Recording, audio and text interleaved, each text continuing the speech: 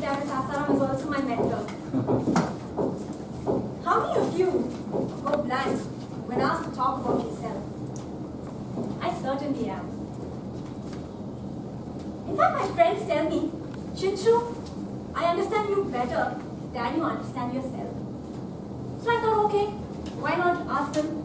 So here I am, sending a WhatsApp audio message. Girls, quickly tell me something about me. I have a speech to prepare for myself. And the response I get is, wow, cool, way to go Chinchu, and so on. Now that clearly is not the answer to my question. So before I could shoot out another message, the chit-chat amongst the girls have already begun. And you know how these group messages go on forever? Like our very own memories. I finally get a response. My sweet friends are ready to help me on one condition. Only if I happen to put all these details onto a matrimony site. Are you kidding me? No way I was going to agree to that. So I decided to sail the boat on my own. Now here comes the scary part, scripting your speech. I sat down, I penned my thoughts, I crushed papers, and so on. But all of this was definitely worth it. In fact, it led to one beautiful road journey, a nostalgic drive down memory lane.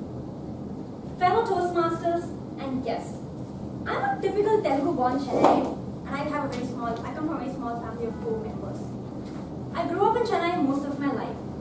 Now imagine a bunch of bossy boys clad in t-shirts and shorts, holding on to their bicycles with cricket bats for company. Now in the middle of them, there is this intolerant toddler. You guessed it right. This is absolutely, definitely, fighting against them for all reasons. Now I never had any girl company to play with. So there I was chasing those boys, having those bicycle races, in fact getting caught for cracking window panes while playing cricket also. And that's how I got a new identity, tomboy. Now I carried myself with so much pride whenever someone called me that way. And just to keep up with that title, I swayed my cricket bat and I crashed onto a boy's face. Not exaggerating, a real wooden cricket bat.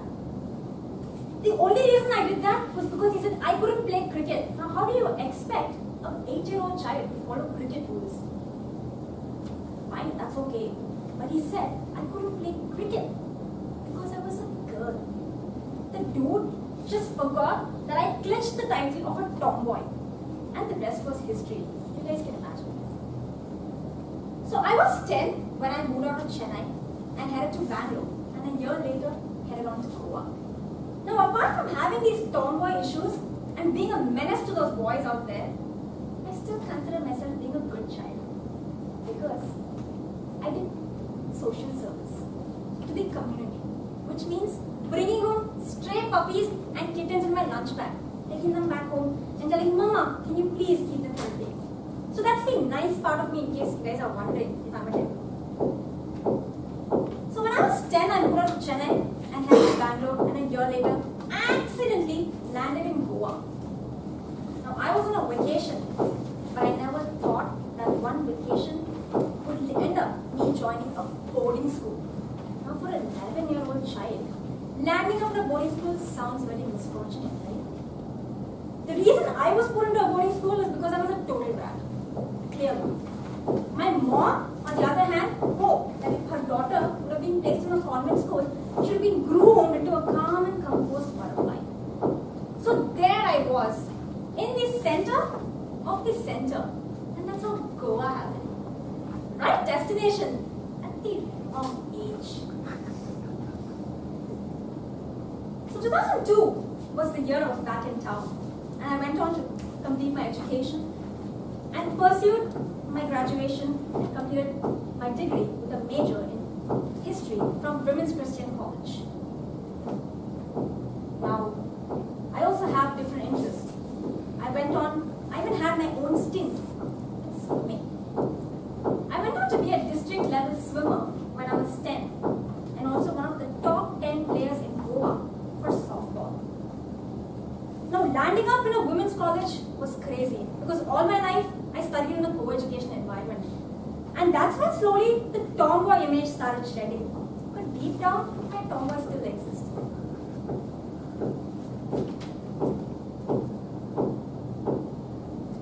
So, 2010 was the year I completed graduation and I started working as a customer support officer. And then went on to become an instructional designer. After which I took a break, which lasted for 2 years. Now, I had no clue what I was doing here in Toastmasters. But before that, the only reason I joined Toastmasters was because of my friend. So last year, 2015, I swept the opportunity that came past me to get back into workforce. Now, not only did that job help me rekindle my rapport with my childhood buddy who's none other than my boss out there, but it also paved the way for me being here and sharing my thoughts in front of a lovely audience.